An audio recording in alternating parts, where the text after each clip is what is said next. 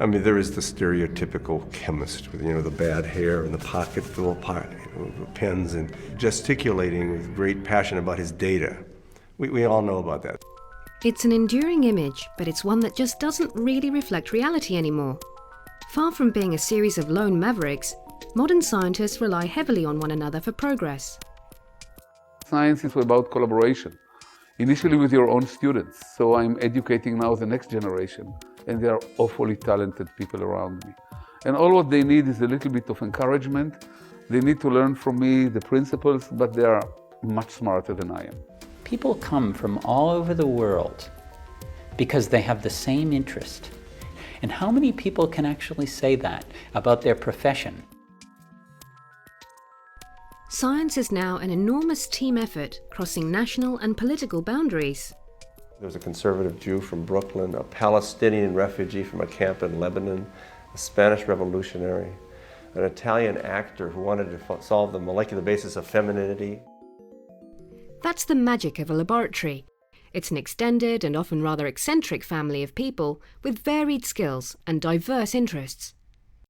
Getting the most out of life in the lab relies on finding a place to fit in. Many students get the impression that you have to be very good in a whole lot of domains, and if you're going to be a scientist, math in particular. That really isn't true at all.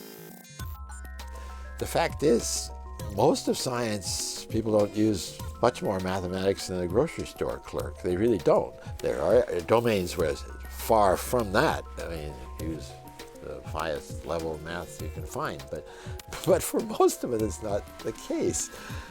Working in a team where everyone has complementary skills means that labs can tackle much larger and more interesting problems than a lone researcher.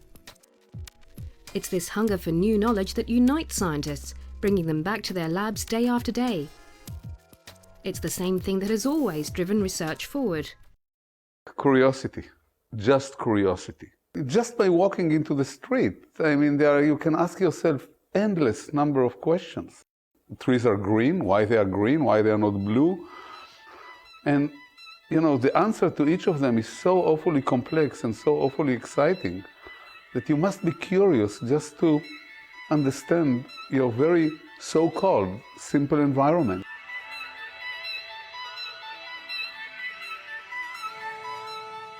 For some of us, it's just the challenge of trying to understand things.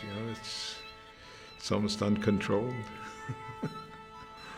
Sometimes people ask me, well, what is it like? And it's like being Einstein or something. I think it's a lot more like being Huckleberry Finn.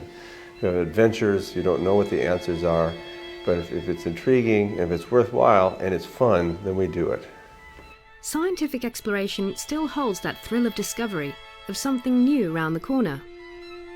It also makes it one of those rare professions where your work can mesh with your own passions. But that does tend to blur the boundaries between when chemists are working and when they aren't. Well, it's not a 9-to-5 job. It's more or less from the time one gets up in the morning to the time one goes to sleep late at night. You get hooked on these questions and you're thinking about it all the time. You think about it in the shower in the morning. You think about it in the middle of the night. You think about it when you're riding your bicycle, and you just keep turning over the possibilities. I mean, I solve half my problems, taking a shower or walking down the street or something. And so you got to be thinking all the time about it, and you got to be interested enough so that you're thinking about it. And that's really, then when you go in the laboratory or you sit down, a lot of it's done already. This curiosity is something we're all born with, from the first moment we ask the question, why?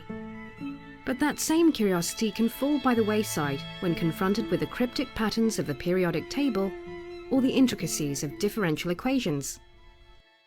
Science and math were the first things they encountered in school, where there seemed to be only one right answer, and you were expected to see how to get the answer by some approved procedure. And if you didn't see this right away, of course, you're likely to be alienated and turn away from it. And the sad thing is how different that is than real science. The researcher is very pleased to be confused, because that means there's something there that probably other people don't understand either. And so, gold in them thar hills in that direction. Unfortunately, there's no getting away from it. Trying to mine the truth out of this confusion is no mean feat. To be a scientist is something like being a musician. I mean a real musician, not just the guy who turns up the knob, You need to master your instrument. You need to master the literature in music and the culture. And science is much like that. But compared with a musician, the scientist can and probably will play 99.9% of the notes wrong, then get one right. But it doesn't matter if you now and then get the right one. For a scientist, there are no boundaries.